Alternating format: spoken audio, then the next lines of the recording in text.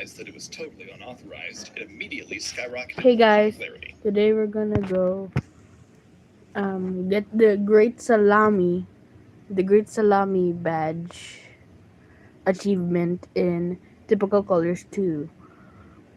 For the guys who don't know what Great Salami is, the Great Salami achievement is it's an achievement for flanker to kill a heavy while it's eating its lunch item.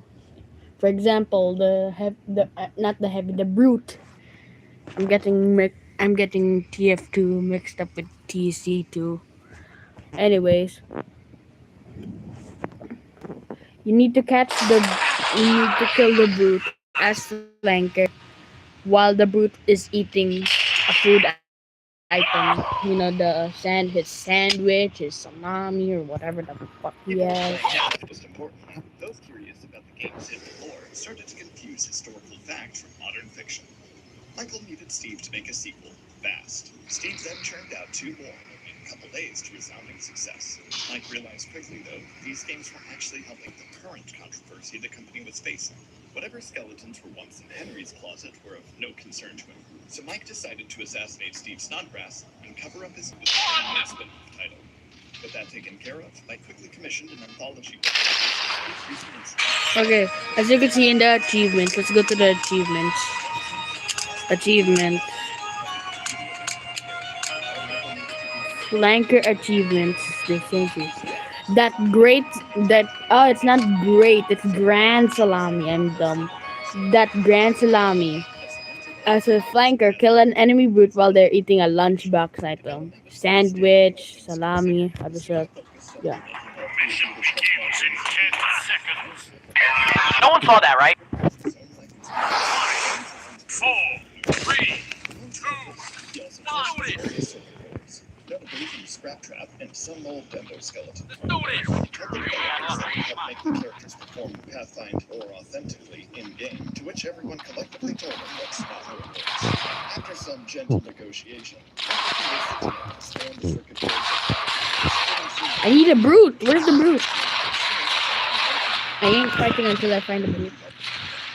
William Afton, against all odds, came back from complete eradication again due to lingering damage on Scrap Trap circuit boards. The point is to capture. Where's the damn brute? Brute, Brutus, Brutus. Oh, oh, wait, back. Instead, William used the power of 3D modeling software to manifest a digital recreation of his wonderful pajamas. To save his new form, he overrode an unused Springtrap model from Switchtrap and decided that worked perfectly for his new environment. No, I didn't need to switch. No. What? Settled with what he had. As production continued and tests began, Switchtrap encountered Jeremy Fitzgerald II, the security guard Balloon Boy chewed on. While working as a QA tester, Jeremy tried to write off Switchtrap as finding the bug. As time went on, though, he wound up being captivated by the virtual rabbit rattling off Jeremy agreed that this was a problem, and he promised Glitchtrap that he'd set things right and make the VR game as accurate as he could. The other developers, however, felt insulted by the sudden onslaught of criticism Jeremy provided. None of it seemed rational or helpful, so they all conspired to get rid of him. After finding a guillotine paper cutter, the Silver Parasol development team cut off Jeremy's face and made it look like he did it in a fit of hysteria. Jeremy didn't really appreciate this, so he finally quit his job as a QA tester and sued Silver Parasol for cutting off his face. With his position wide open, a successor previously named Tape Girl took his place. Tape Girl, much like Jeremy, was also unusually intertwined in the history of Fazbear. The brother, Lindsay, was interested in constructed Fazbear Strike. Now that he had gone missing, she decided to pick up his slack and participate in the company's current renaissance. Glitchtrap, upon seeing Tape Girl, recognized her as one of Funko's children. It's gonna be a nightmare. He wasn't going to let that happen again. So, I want to be red. I want to kill the brute here. As possible while she tried to beta test the game. Becoming terrified of this, I want to get the Great Salami as fast as possible. I don't want to be here for like a long time. My sentry's down. Oh, there it is. Fucking brute. Die. Fucking. I hate the fucking brute. You fuck nuts. by the time she figured this Okay, I out, know where he is. I know where he is now. so she did the audio files across the game as well as she could before developers switched over. Glitchtrap wasn't going to let Kate do that either. But the last one was Fucking bitch! Let me kill that fucking heavy! Fucking no! feeling more and more tangled with her virtual reality, Cape Girl soon found herself constantly shooting from the nightmare as Glitchtrap celebrated digital demise.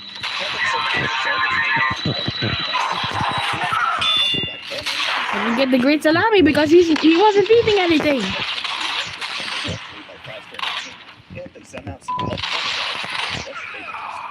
Soon enough, a new hire It's a sniper. There's a sniper. and applied as soon as possible. This applicant was a passionate Five Nights at Freddy's fan.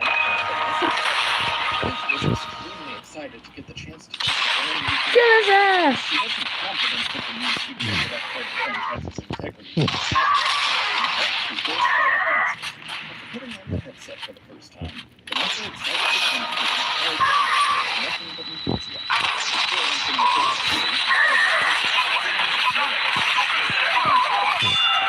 I got him again, but he wasn't eating the fucking lunch item. Hey, as she continued, though, she noticed some new storyline. After discovering a hidden area within the game, Vanessa was able to piece together Tape Girl's recordings and discover the truth. To her horror, this wasn't just true lore. Upon this realization, Vanessa felt a difference. Medic! I need a medic!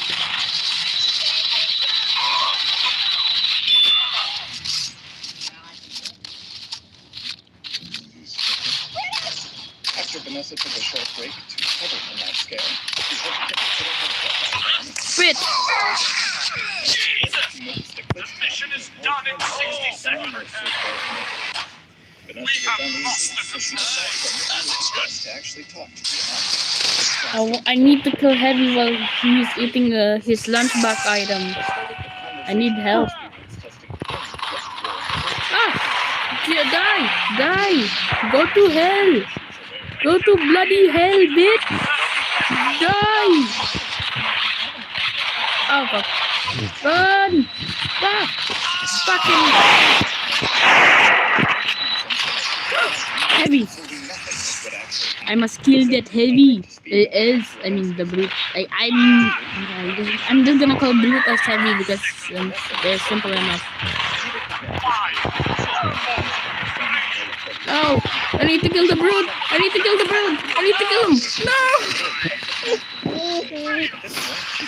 Wait. So, like any rational person, Vanessa decided to let Glitchtrap. Removing her headset, Vanessa now saw the entire slide in the real world. No, I think the other voice was better, actually. Afton, now inhabiting Vanessa's brain, wasn't You keen on are being so confined in sticky. someone else's body again, so begged her to help him find a new body for himself. After thinking through everything he had told her, Vanessa Huh? Mission begins in 10 seconds. 5, 4, 3, 2, 1. Building a sentry. I'm striking you all out. But show 'em we mean business. I've been shot by Chapa. Alert! A sentry patrol with a beam contested. Brute! No, the brute! I was gonna get that, you know. Oh look. That's not a brute, that's a scout. Got him. I know that I'm supposed to do mechanic right now. Like, I love using,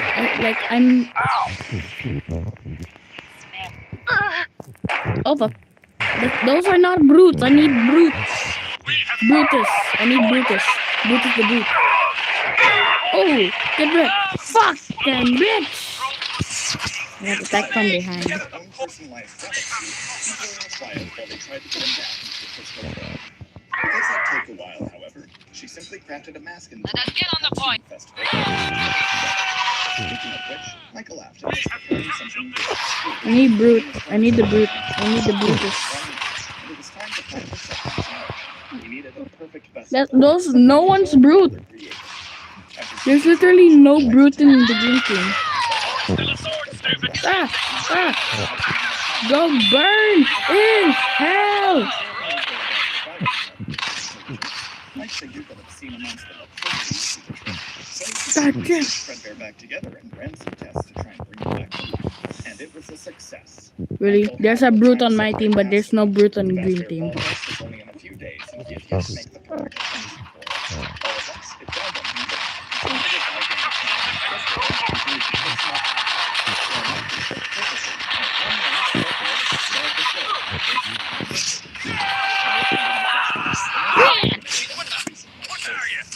as he half-heartedly participated in the business. William finally learned that for the first time in his unnaturally prolonged existence, he finally felt somewhat proud of himself. Before he could stew over this new emotion, though, Vanessa accidentally got right next to him. Vanessa, utterly embarrassed, began to speak to his husband, which Mike just blankly stared at her and go away. This led to Vanessa rambling once more about her obsession with his team.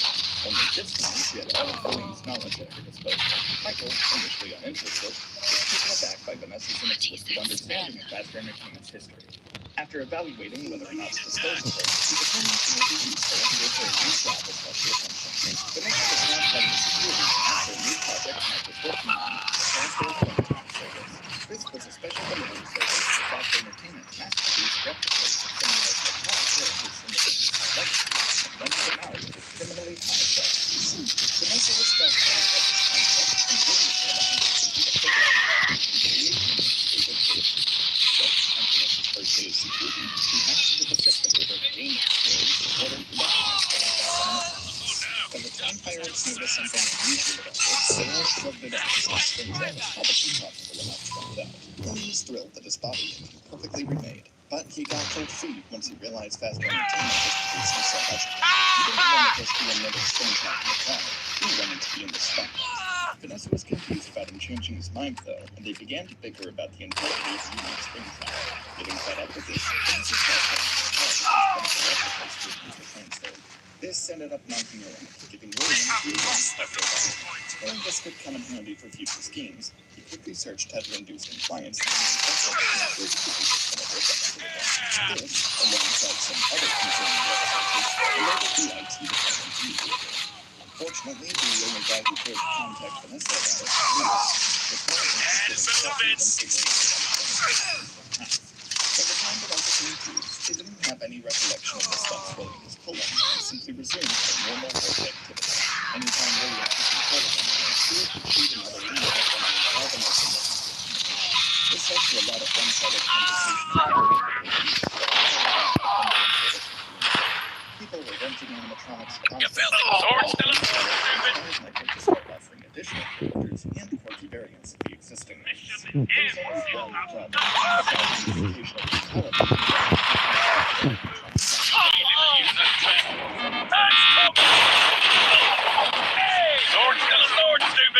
We adored the taste of pizza and despised Fazbear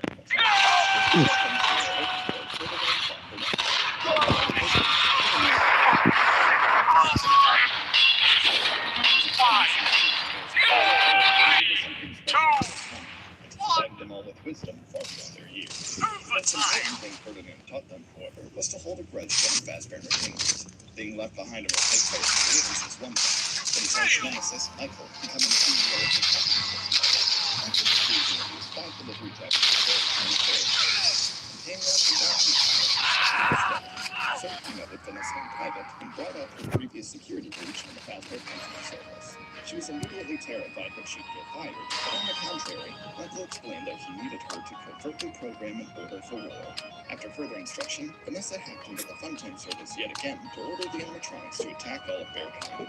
With just a push of a button, the Great Bear War began. Animatronic and Marcine fiercely clashed against each other within moments. The bears that could react stormed to the front lines wherever they could, and soon as new allies arrived to join, it was trigger the clash.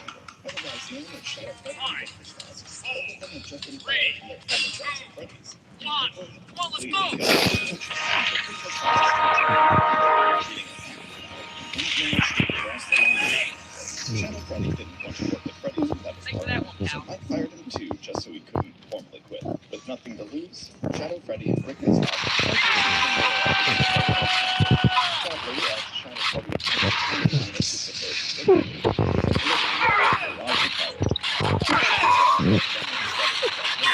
Victor's mask carried through so powerfully that he managed to shut down the functioning services buildings and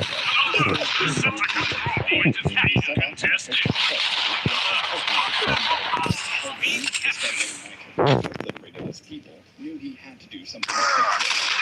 Facing through realities to finish the perfect plan, Ferdinand understood what needed to be done. To save tubing, Ferdinand forced all bears across time and space.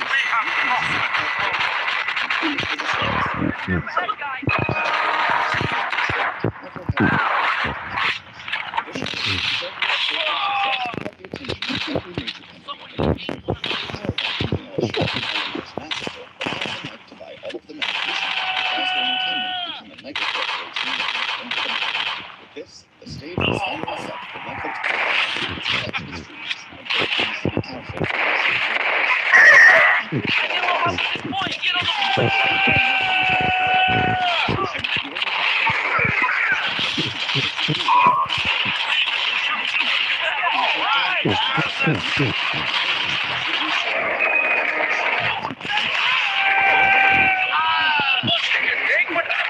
Get on the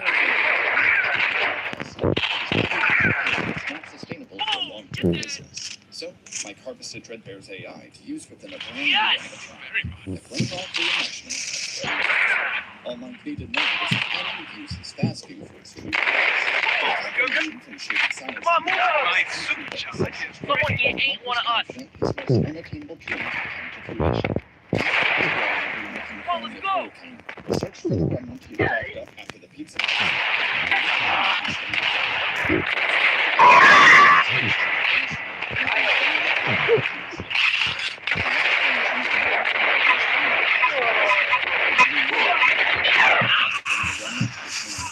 Michael guided the child's soul to the Fazgoo and watched as the boy was finally put back together.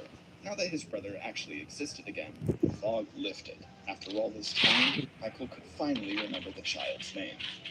Gregory Afton.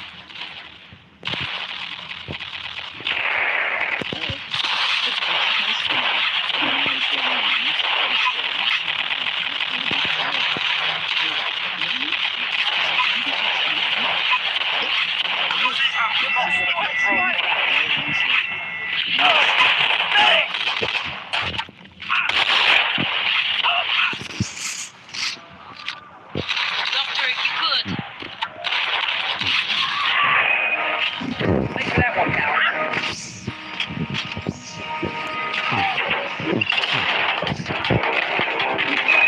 Yes! Strike the ball out.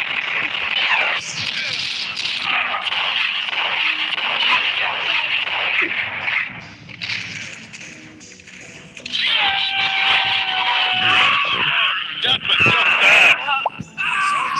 Stupid.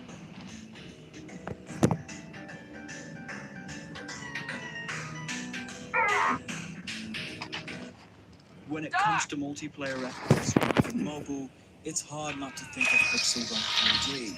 Now all the game has somewhat fallen off from grace in the past couple of years, with all of the microtransactions and pay-to-win points. There was a time when this game was Oh, those my kills. honestly kind of good. Which is why I wanted to talk about this game. I remember when I was younger, me and my friends would spend hours playing Pixel Gun. But looking back at it, I don't have a lot of memories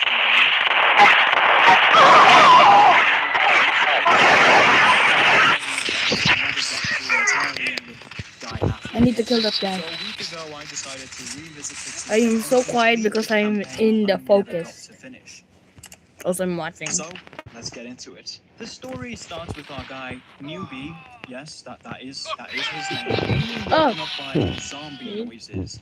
XD. Rawr. He lives in Santa's Block, Cisco, by the way. Now, because Motherfucker. this is America, our protagonist is automatically born with a fast pew pew, a slow pew pew, and also a combat certified butter knife, which he uses to kill enemies. Now, the campaign has 3 difficulties. I played on normal because hard simply makes all the enemies 10 times more tanky and it's just actual tedium. I mean, who would actually play on hard? You would have to be stupid to play this game on hard. Anyways, I still hope the game doesn't force me to play on hard and make progress within the story. So in this first level, we are taught the general gameplay loop of this game, and every level is based on this formula, besides 2 levels exactly, which I will talk about when we get to them. For now though, every level abides by its general formula. You spawn in, kill waves of small Whoa. enemies, you spawn a big boss enemy, and after killing him, you move on to the next level. Oh yeah! The first level is set on a farm, with the boss being a cop zombie with 2 heads. All in all, it's incredibly easy, with all the enemies and even the boss only having a melee attack, so they can't really do anything to you. And environmental cover being so you really can't lose in this level. After beating the boss, newbie hears a cry for help, and having no survival instincts, he runs towards it instead of away from it. This level is set on a church with a hedge maze and a graveyard, and unfortunately, we were late. In this level, we are also introduced to new enemies. Where's the brute? A I need to kill the brute. spooky ghost, a slime, and a crawling zombie. Be gone! Be gone, demon! Be gone, you demon! Anyways, we find an evacuation notice next to the farmer, and we use a nearby police car to drive to the disclosed location in the evac notice. When we reach the Okay, it's location, we realize that arsonist. this place is in shambles. Really? With body bags Really? littering the sidewalks, Are you military actually playing with vehicles me right now? scattered all over the Are you place. serious The right now, bro? environmental Are you storytelling is serious right really now? impressive. Hmm? I mean, we are never explicitly told what happened here. Ah! Very safe Be gone, demon! Ah! turns to pretty much all out war, with the military having to neutralize the Where's the attack. other guy? Anyways, the new enemies in this No level way, are it's a these man. squares that are just pretty much ripped off No from way. Silent Hill, and also just normal foes.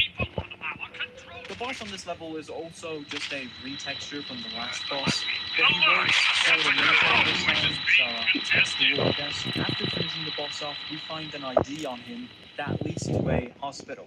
And again, Jonathan, no survival instincts, thinks it's a good idea to go to the hospital to find some answers. You know, the hospital, the one place that is guaranteed to be contaminated in a zombie apocalypse. What a great idea. I'm sure nothing will go wrong in the hospital. Now at the hospital, we are greeted with more zombies. You guessed it, but we also get some really cool map details and storytelling bits. Bloody body bags, a lot of bloody body bags, really a lot. We don't get much new enemies here, and the boss is still just a reskin from the first boss. But this time they have a chainsaw, so that's pretty cool, I guess. Still easy to kill though, not a real problem. After leaving the hospital with no new answers, Newbie spots a helicopter and asks for help to send him away. But following the helicopter, the bridge is completely destroyed and overridden with zombies, and also spooky scorpion men.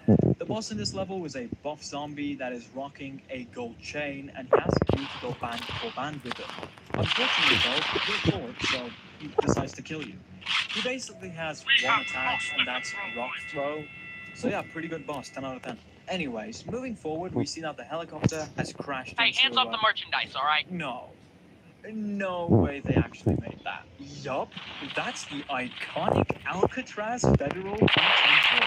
The maximum security federal prison. My man, the absolute Chad, decides to, for whatever reason, go to the crashed helicopter. And how does I he do need the that? grand salami. I want to leave already. To go to Alcatraz. It's already been Any normal human being 24 would drown minutes. if they try to, I don't know, swim there. He actually swims there. Getting into the place, we realize that the zombie virus has already disappeared. One piece of interesting storytelling in this map is this cell with a somewhat explosive poster stuck to the wall. But if we walk through it, we realize that it's actually a hole in the wall being covered up by a poster. that the prisoners wanted to escape from. Also, there are interrogation rooms, wink, wink, and also the electric chair room. Kids video game, by the way. This is a kids video game. As for the enemies, we get creeper ripoff stuff, basically zombies. The boss, though, is where it gets really interesting. The boss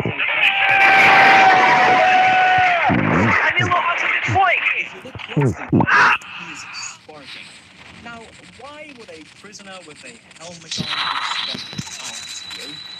If you guess because of a truly horrifying backstory of this guy being infected right before getting the chair, you'd be right. Very cool, developers. I won't be sleeping tonight. So after we put the boss out of his miserable existence, Newbie finds a map on the craft helicopter that leads us to Area 52. This world's Area 51. But before getting there, we must first go through the park. I'm sure nothing spooky will happen in this jungle park area. The park is more of a horror story, with the lighting being moody and the atmosphere being very dark. We also meet a new enemy, Slender Man. Yeah. The boss in this level is also Slender Man, but a bit more aggressive. He can also teleport, but it's really not that scary and also not that dangerous. You can easily kill him. After we get rid of him, we start moving towards Area 52, which actually somewhat continues the spooky atmosphere in areas like this.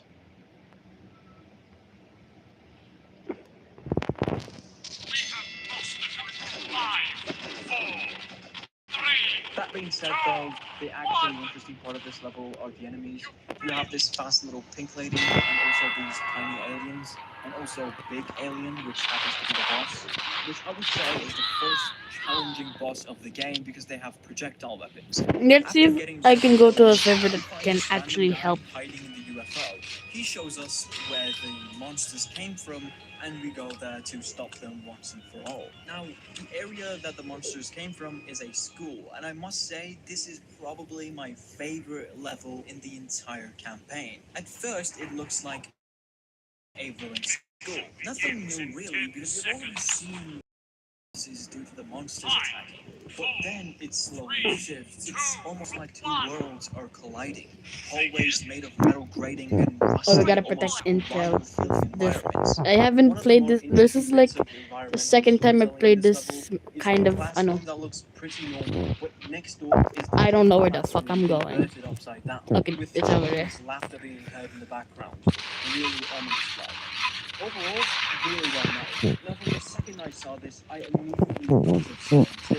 Everything from the rest of the environment, from the hanging bed frames to the nurses, the screwy silent. Then there's Okay, there's one more guy. I hope it's a boot. He has no connection to Silent Hill. He's the most out of place thing in this level, and that was really odd to me considering how everything else fits together. So I looked into it, and apparently Our intro is stolen. the real boss of the level used to be Pyramid Head, but he got changed due to legal reasons. So that's why we're left with this uninspired mess. Anywho, that's a little bit of lore about the game. So yeah, after killing the boss, we move on to remember the totally not foreshadowing remark about this game forcing you to play it in hard mode? Well, that's exactly what's going to get access to the next world. We need 3 stars, which means we need to beat the levels in hard mode without taking any HP damage and also killing all the enemies. Now, at best, these requirements are tedious to achieve, but at worst, they can be borderline cruel with how hard and difficult these levels get. For now, though, they're just tedious. I will speak on the difficulty later on again, but for now, let's just continue. Let's do. Wait, it's about time I talked about our sponsor, my Discord, and also, my greed for money is everlasting, so please give me your subscription and also join the channel. Finally, World 2, Level 1. So in this level, we drop out of the portal we entered in this. Team Fortress has remained one of the most well-known and popular FPS series for decades at this point. And during all this time, a story has been built that somehow makes sense in the end. So join me as I go over everything you need to know about this universe. Hey everybody, I'm here on a rooftop. You know, I'm just in a chaotic mood, pouring water and dropping loose change on the question with this magnifying glass. And of course, we can forget about the playing ropes that are different grand pianos at multiple stories for some reason. So Team Fortress 2 to include everyone surprisingly coherent story. The best way to describe it is as chaotic, and you'll see that in about 30 seconds, I would say. So Team Flanker takes place in an alternate version of Earth with a few major differences. A majority of gameplay occurs in New Mexico, but before I'm actually able to explain why that is, first we gotta take a look at the sections of history before any modern mercenaries started. Let's start out between the 1500s to the 1800s. Many historical figures do about what they normally do, but they get a little bit of most U.S. presidents in the story slept in their classmates, but everyone else took a swing at the stages. To give an idea, that's a assignment well for the battle system in real-world figures are really impressive. And shoot people can increase the ratio of people without heads compared to some of the other stuff. First up, let's say hello to James Stewart, the strongest writer who's ever lived. Not only was he a literary genius, but he was also just a regular genius, inventing the stage play, the rocket jumper, and a mannequin. His comes the multiple story building, but not stairs. Up to this point, stairs never existed, and they won't for a very long time. So the only way folks would go up the stories was through rocket jumping, which is the process of jumping as you shoot a rocket from a rocket launcher, propelling yourself upwards. This becomes about as ordinary as skateboarding, where a lot of people know how to do it, but it's really scary when you get into it. So Tony Hawk will be the pioneer of rocket jumping. Then a 200-year gap happens where everything's roughly the same, but also not really. The Revolutionary War for America, the Boston Tea Party, all that stuff happens in America. But George Washington considers himself a failure for never being able to become invisible. And military officer Benedict Arnold commits the crime of refusing to eat sea otter. In 1728, American Nicholas Crowder is among the first people to leave Britain and head to Australia. Partway, though, he changes his mind and moves to the South Pole, then making a deal with a foreign mafia and taking over both poles, somehow gaining mythical powers, thus beginning the horrors of Old Nick, who, unlike Santa, abducts young children to make them cool weapons. Couldn't have done it without him. A businessman for a company called Manco named Zephaniah Mann loses his wife when she gives birth to triplets. Now, the first two he names Redmond and Bluetart, and they grow up to become stupid idiots who are dumb idiots. They're dumb and stupid, and the BMX That ain't me. I'm one of you cowards. Look, the mechanics and agent name. That's not me.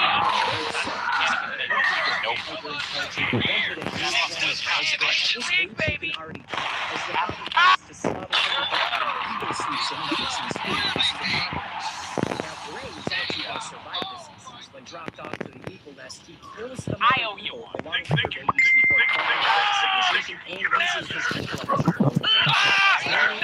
Then pass, and in 1850, Redmond and Bluetart, now working in Manco with Zephaniah, convinces him to purchase a shit ton of land.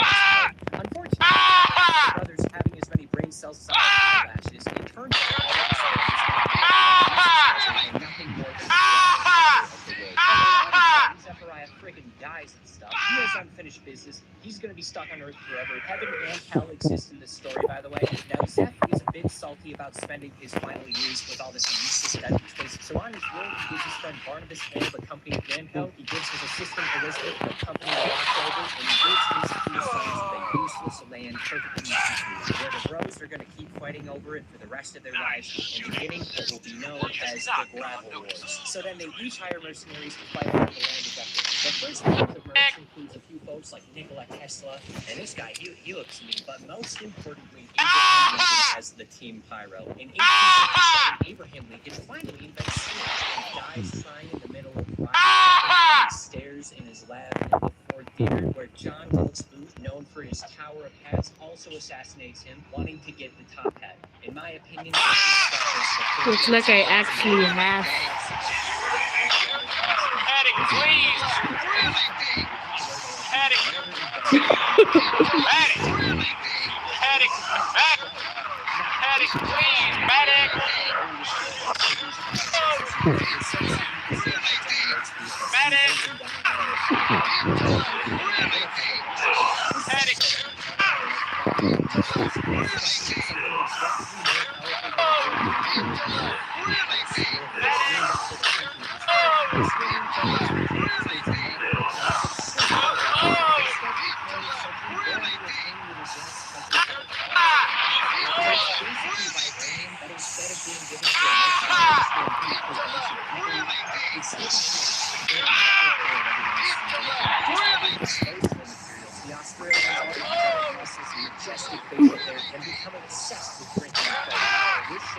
school test stops. When the Australian was everyone's failed. So it's really important that doesn't happen. Otherwise, the Australians become stitchy baby humans again, but not really.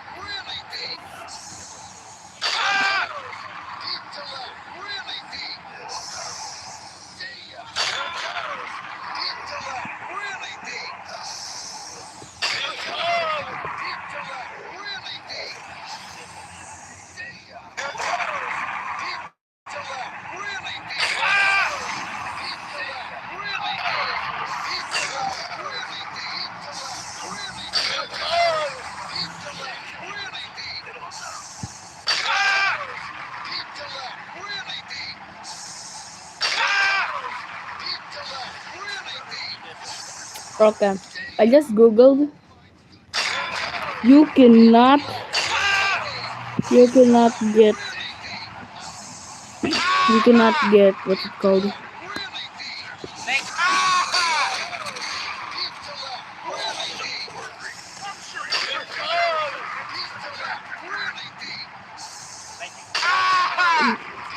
I just googled.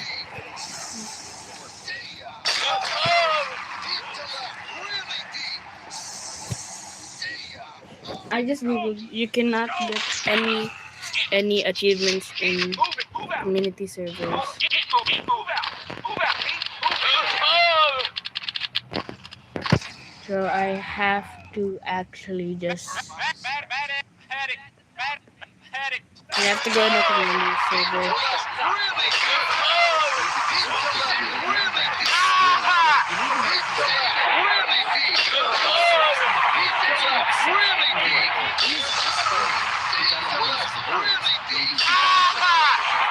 One sec. I really need to even reset. Or maybe it's because he's Saxton freaking Hale. Does it matter? 1890 is when another era occurs. Redmond and Plutarch have been fighting for 40 years at this point with no progress on either side. They both have agreed whoever dies first loses. And as the brothers near old age, idea to simply outlive Red and hires Radigan Conacher to make him an immortality machine that runs on liquid Australian, capable of keeping him alive for seemingly until Australian runs out. However, Elizabeth's still working for Manco for some reason, hires Radigan to give Redmond the same machine, thus making the endless battle become super duper endless. This means nothing. The brothers are still at the same point. In 1921, the staircase saga finally comes to an end when American President Franklin D. Roosevelt loses his legs in a rocket jump disaster. And he gets so peeved how not wheelchair accessible America is, he stumbles upon Abraham Lincoln's notes and finally invents the proper staircase. In the 1930s through the mid-1960s, a lot's going to start happening. Now, you might notice there's actually a number next to the word Team Fortress. This number is controversially known as a 2. In this case, it implies that there is a second Team Fortress, meaning that chances are there might just be another Team Fortress game. That's what happens in the 1930s. Team Fortress Classic takes place during this time. And guess what? This means nothing. Nothing changes. The war is the same. But it happened. It's around this time that Saxton will finally inherit Manco. He makes hats and weapons and all this stuff the brothers used to fight, quickly growing to become one of the richest men in America and hunting down all of those ahead of him. In his free time, he's going to get a girlfriend named Meg and hunt down any powerful animals he can find, thus making many species go extinct. This creates a lifelong rivalry with his old teacher, Charles Darwin, the inventor of the zoo and the protector of all wildlife, who saves animals from Saxton's Australianness. In this period, so much happens. Mercenaries swap out or die or retire, and all of that. The fight's going, but there still is one more thing worth noting. It's unknown what actually happens to Elizabeth, but the mantle is given to her granddaughter, Helen. Your Helen is going to be administrator. She's going to hire an assistant that goes by Miss Helen, and just like her grandma, the administrator is either side from knowing that was clear from the start, really prohibiting any sort of nonsense. And you also because she's wearing purple. Purple is meaning better blue. It's now 1967, and we are finally at TF2, good old TF2, the game that's been around for nearly 2 decades and hasn't been updated for half of it. On one hand, these characters have a lot of complexity and things going on in their lives, but at the same time, they're doing exactly what the municipality's been paid to, fight for red or fight for blue. Also, Apple exists already? Sure. it's very pick and choosing what occurs here. There are 18 mercs in TF2, 9 per side. It's unknown if they're all doppelgangers or why they get killed all the time on camera but continue to respawn. Answering both of these questions, the former, I have no idea. The latter, there's immortality machines. It's really that hard to believe that there could be like respawns in a controlled area. The point is, as long as these 18 mercs are fighting, nothing will change. They're doing a 9 to 5 little carry. And I actually don't need to introduce all 18 mercs. Due to circumstances I'll get into, Miss Pauling actually develops a significantly stronger relationship with the red team. And as such, when things happen, we spend way more time with the red team. Meaning that as a result, we know way more about them and they're far more powerful. That's not to say that blue team's useless, but roughly 90% of all the team's specific moments go to red. For example, one of the locations the team usually fights in is Newport. And as a PR stunt, the administrator hired a filmmaker to market the mercenaries on red to justify all of the fighting in the local populace. And this ends up working.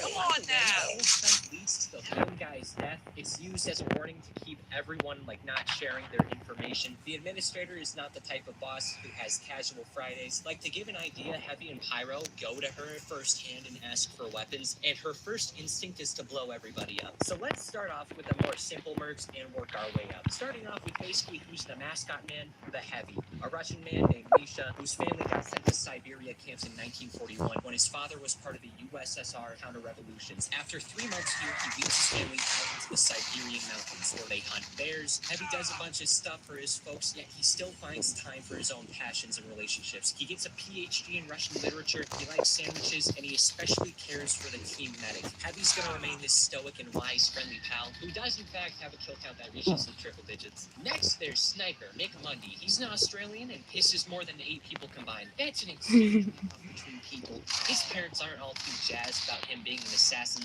with them calling him crazed gunman. He's honestly just a guy. He's probably the most normal. He just comes in, does his job, and leaves. Scout's real name is Jeremy. He's a Boston boy and the youngest of 8 brothers. It ain't yours. He's cool, but at the very least, a quickster. And because of all the time he spent with Miss Paul, he got a crush on her. Now, Spy's a French guy who may or may not be the father of Scout. He is. It's pretty much confirmed. Red Spy specifically is the dad of both Scouts, actually. He did both of the Scouts. Now, here's a fun little fact. The Union Spy, the Red Spy is disguised before the Blue Spy shot between the eyes. He's acting as Scout, pretending to cry as the Red Spy got between the spies. And each week, Heavy, slather myself in spaghetti. He's just shocked because someone actually got pictures of him doing someone's mom. That's a normal thing in this field of work. Ludwig, aka Mr. Medic, has no doctorate, never went to school, and had his medical license revoked when a patient's skeleton went missing. But at least he has a pigeon named Archimedes. In a room full of psychopaths, the medic shines upon them and will prioritize exclusively his own needs. I think the engineer is the most. No, wait, I'm too young to die. I'm too young to die. Innovated the immortality machines, and out of everyone, I think he's the one not showing his cards, in part due to how powerful his knowledge is compared to everyone. Speaking medic, Travis Finnegan de Groot, better known as Demoman, is a Scottish hyper-alcoholic cyclops. He comes from a rich family who associate success with the amount of jobs worked. Demo, for example, earned 7 figures through 3 jobs, and his father worked 26 at one point. It's tradition for the de Groots to be up for adoption when young. He was only taken in when he grew up with adoptive parents and the Loch Ness Monster at the same time. One Halloween, he's offered a job to clean a library for a single nickel by a wizard. Yes, a wizard. No less. A 6,000-year-old figure. The only rule Demo has to follow is not open any of the books. So Demo opens a book, now he has a holy hot dogs, what the frick frack snick snack do I say about Soldier? Very stupid, master of war, master of rocket jumping, drinks so much lead water, Flint, Michigan would have a drought. He's a lawyer, a patriot, and probably sleeps in a running Washington. He wanted to fight in World War II, got rejected by every military branch, went to Poland himself, and went on a massive rampage until he heard about the war ending in 1949. Reminder, World War II ends in 1945. He very likely removed a small country's worth of men from the population. And then there's Pyro. I don't know. They're my favorite. Pyro and Heavy are my favorites to play. They make me feel like the best player in the whole wide world. We don't know anything about Pyro. They're just happy to be here.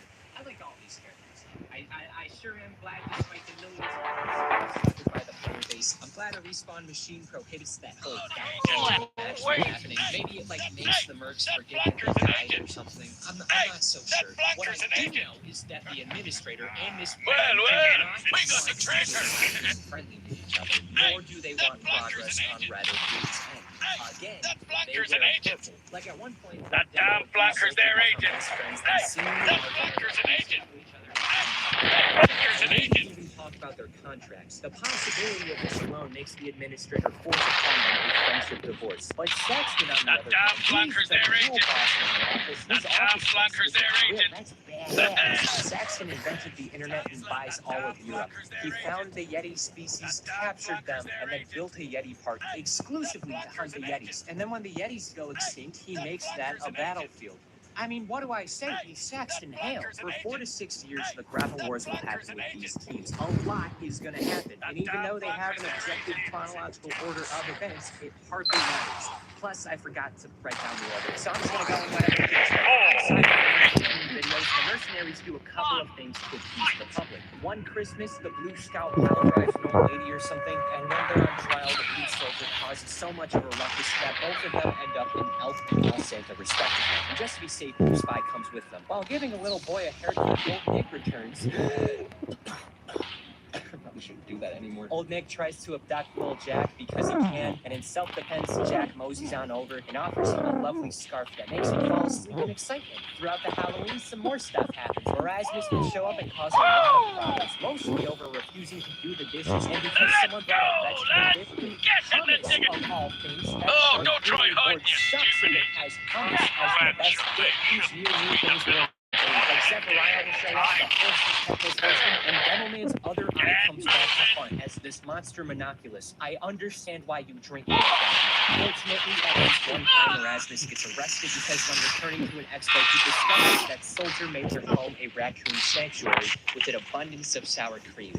They're roommates, by the way. I just forgot to add that. They lived with each other. Erasmus threatens to kill him, but Soldier took the come back from the dead stronger pills, and then an officer arrests him for this entire fiasco. In 1971, there's expiration date. Red gets the weekend off after successfully stealing a briefcase when the team finds out that every time they use engineers' teleporters, the devices that they've been using for up to 4 years at this point have riddles, all of them, with tumors. And they confirm this through the bread. I don't know how Heavy has never noticed this. So while trying to do something nice, Spy comes up with the idea to accomplish everyone's last wishes, but Scout does some shenanigans near Peach, Mario makes the cutest couple, which is also fitting, but I do find it funny that with Daisy he makes a nice couple, which is good to know in case things don't work out with Peach, I guess. Also interesting is that Mario and Boo make for old acquaintances, which is a weird way to describe Mario's relationship with a common enemy. Perhaps it is a reference to side games like Paper Mario, where Mario teams up with Boo? Hard to say. Luigi also has an interesting team name with Boo, the Scare Bear, which is of course a reference to the then new Luigi's Mansion. He and Daisy make for scary scenes, which is a nice way to describe their relationship, I think. But once again, the relationship with the other princess is described using a bit of an awkward phrase. Look, I know there's nothing going on here, but Luigi and Peach making for a green escort makes things sound very wrong. The name is much better in Japanese and French, which calls for something akin to improbables, which is much better. This title is actually referenced when we look at Peach and Luigi's team name, which makes it go from the improbables to the impossibles. While I do like the English choice of words for Peach plus Wario being royal pain, the Japanese name ties into the characters more. Extravagance, referencing the fact they're both quite extravagant, of course. When we look at Daisy, we find nothing special in English, but in Japanese and French, there are a few strange decisions made. Boo and Daisy are called something like the timid team in those languages, which feels fitting for Boo, but not for Daisy at all. She's like the opposite of timid, that's her whole thing. But even stranger is her name with Wario. In English, it's mismatched pairs. In other languages, they're known as secret allies. It's a small business. I'll take the story of Mario Land 2 in perspective entirely. It's about how Wario occupies Mario's castle and Alert! Our control point is being captured. Is it all a setup? Alert! Our control point is being Legit evidence for it. When we look at some remaining names for Yoshi, I do want to quickly mention his name with Koopa Kid is pretty nice. So far, every name with Koopa Kid has been something referencing their unlikely allies or something. Yoshi has no cousins. What I guess is that Koopas and Yoshis are not that far removed from the Mario evolution tree.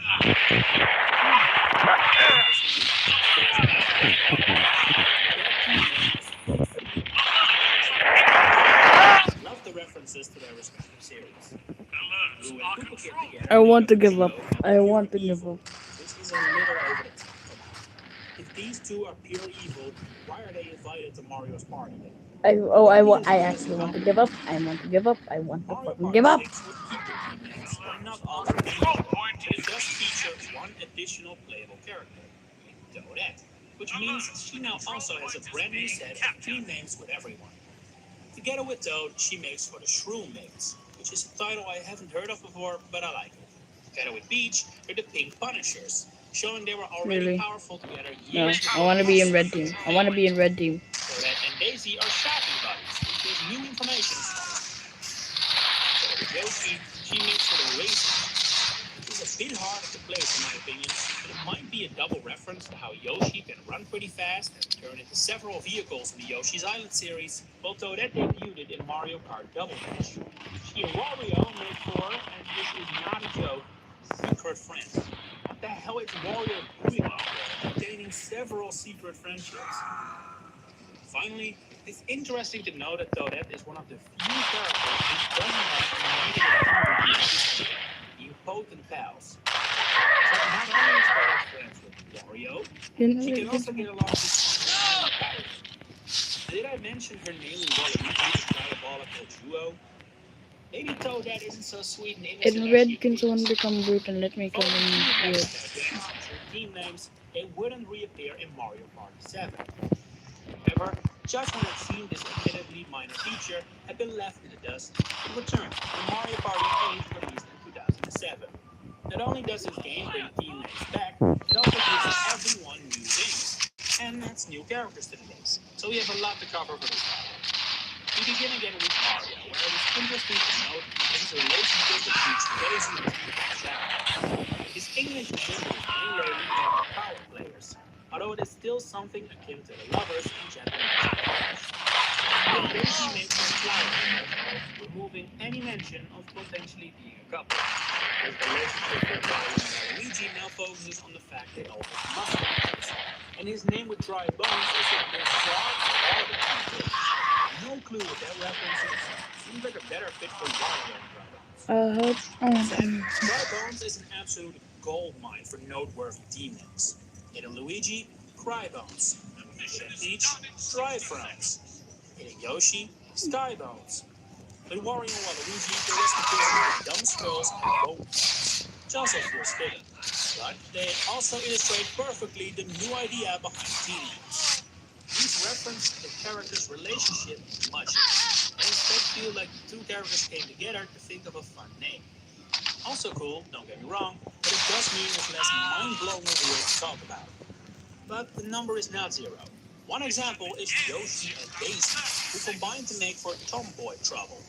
Is Yoshi a tomboy? I mean, I guess it's possible this Yoshi is. It's never been confirmed they're all the same one. Very interesting, of course, to look at in this game is the new name of Prince Wario. Last time, they were super allies. How is that bond looking now? Well, it's still pretty good. Even in English, it's referenced with the name Mischief Makers. What's even more baffling is that Mario Party 8 actually adds more fuel to the fire, though that may not be entirely what she seems. Her team name with Wario? Double Agents. Come on, this has to be deliberate, right? That said, any reference to Toadette getting along with Luigi or the enemies has been removed, of course. Other new faces, Looper, Hammer Bro, and Birdo, don't have the most exciting names, unfortunately. Most fall entirely into the fun names, but nothing revealing. Noteworthy are Blooper and Boo, who make a creature feature, referencing how ghosts and octopuses are common movie monsters. Hammer Bro and Daisy, who are barn builders apparently, and Birdo and Yoshi, Usually the best of pals, but here referred to as Egg Explosion, doesn't exactly have positive connotations. So finding out the name for Waluigi and total clues. Following Mario Party 8, team names would only return once. Same here in fact, when Mario Party DS hits their shelves. This game tones down the roster to only the main cast, although it does introduce new team members, but they're not exactly something to write home. The majority of these are flat out unspecified, giving us very little noteworthy influence. There are still a few ones.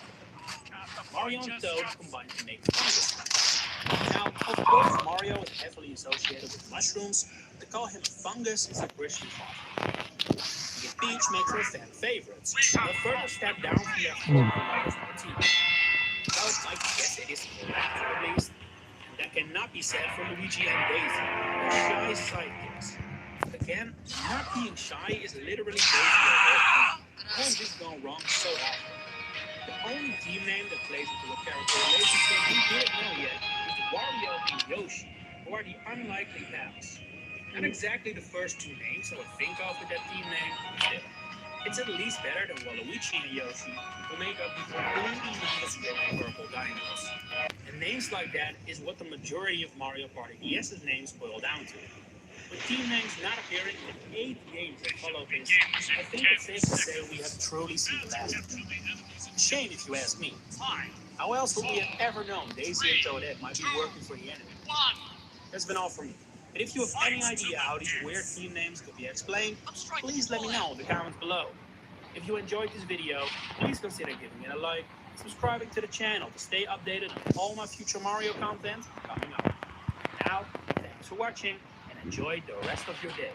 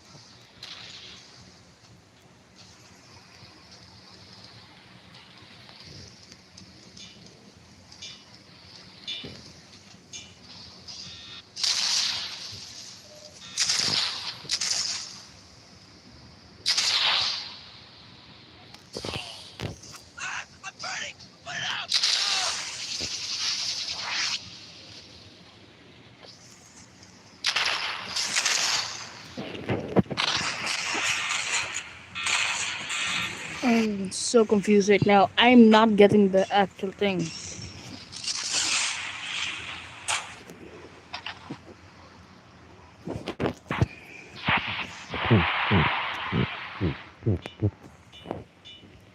The mission is done in 60 seconds.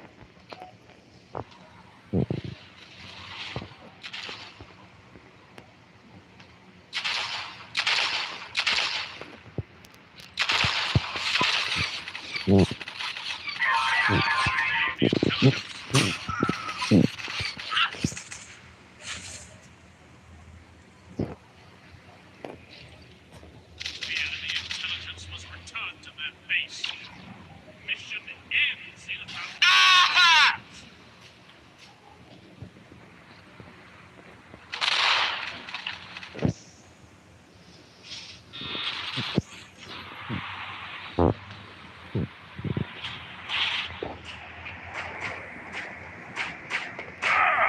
Mission is over in 10 seconds. 5, 4, 3, I think it's fair to say Mario Party has lost a lot of what used to be. How to get the Grand Salami achievement? Also, the series in the newer games. And while I'm not looking to analyze everything that has gone wrong over the course of the Mario Party franchise, I bring it up because one thing that was a common occurrence in the series' lifespan hasn't been featured in like a decade now. I'm talking about team names, the titles you get when you put two characters together in tag team modes. Like 95%, all team names can be I'm categorized literally as googling how to get the five Grand characteristics Salami. of team I characters. am so done with this. Secret code, fighter fire, double double, down drop drop and roll. I've been playing. It's broken.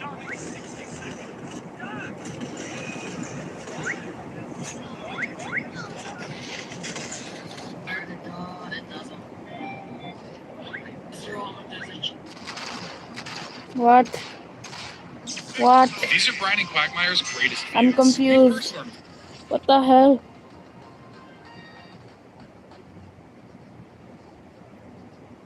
Secret code, stealth cell.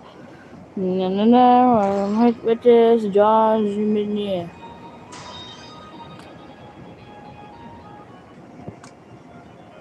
I hate this so much. What the fudge?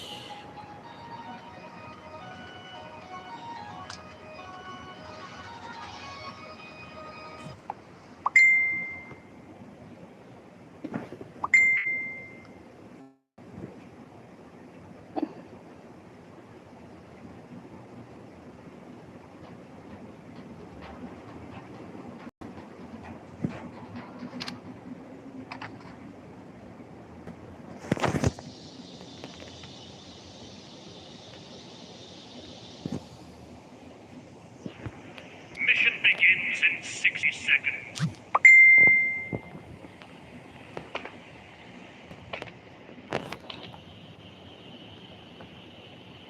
I'm literally asking for the opponent's help in order just to get this. That's how much I don't want to do this. I'm doing this for your content, but I give up. I'm giving up. I'm drawing the towel. I'm asking for help. Mission begins in 30 seconds.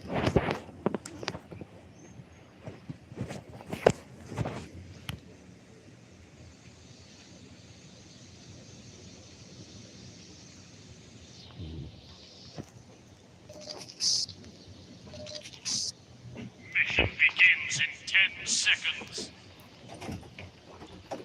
No. 5, Correction. 4, 3, Yeah. 1. Fight to the death. I don't know. Ligno. Where are you? Are you over here? Oh, sup?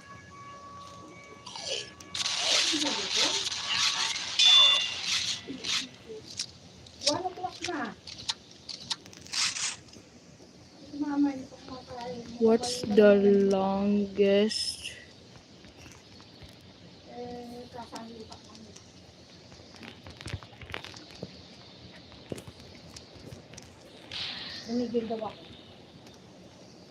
Try the burger. I have a plan.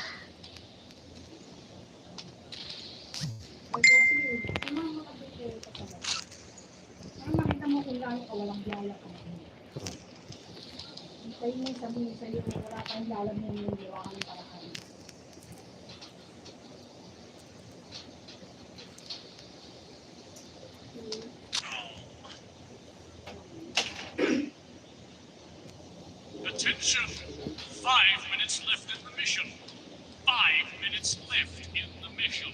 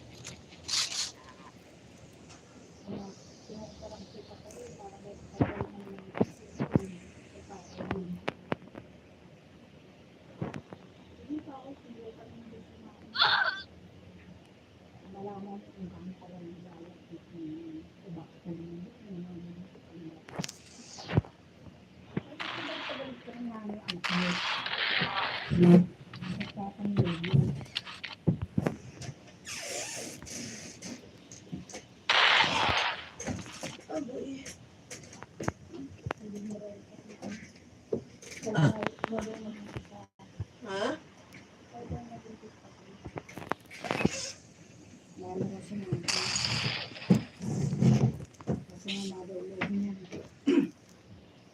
Ako hindi ako pwede sa mga love ko.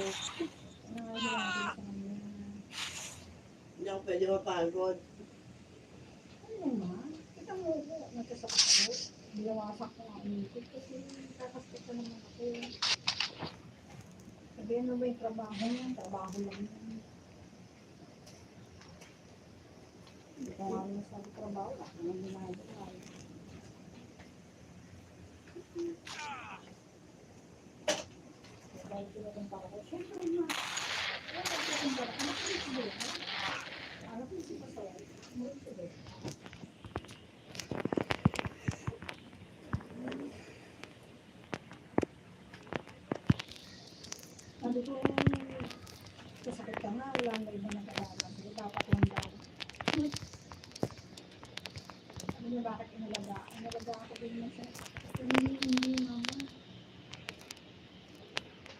Obligado mong alagaan yan, anak mo yan.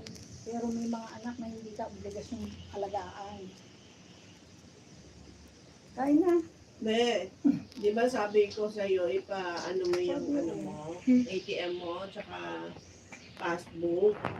Pagka na nila yan, naayos na nila yung pagbabalikin ka. Ngayon, yung PIN, ayusin mo yung punta ka sa ATM machine. Tapos, i-create PIN mo. Pag sinabing old PIN, ilalagay mo 1, 2, 3, 4, 5, 6. Tapos, again, 1, 2, 3, 5, 6. Tapos, i-ask doon kung ano yung bago mong PIN, tsaka mo ilalagay yung bagong PIN. Be, sorry, hindi kasi ako nakatulog na maayos sa gabi, kaya nakatulog ako ngayon. Matawag ka pala.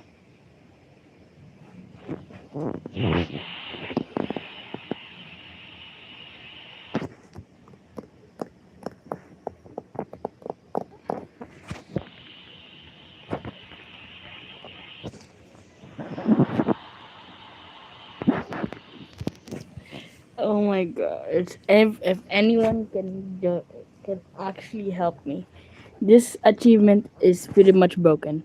I want to give up. I will just make a part two because I fucking give up. I don't know what to fucking do. It's been 1 hour already. I give up. I actually give up. I actually give up.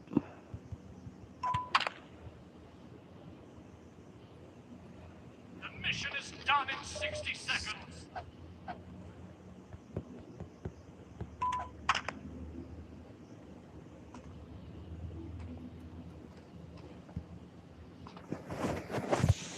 I'm just gonna make an excuse. Napakapatay like bilis na. Ayaw mo kumain? Hindi ka rin kumakain?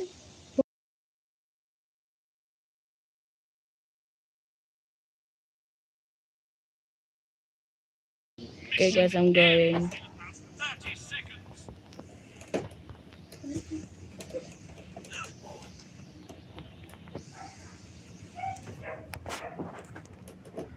I'm ending stream. I give up. I'll just make a part 2 because I fucking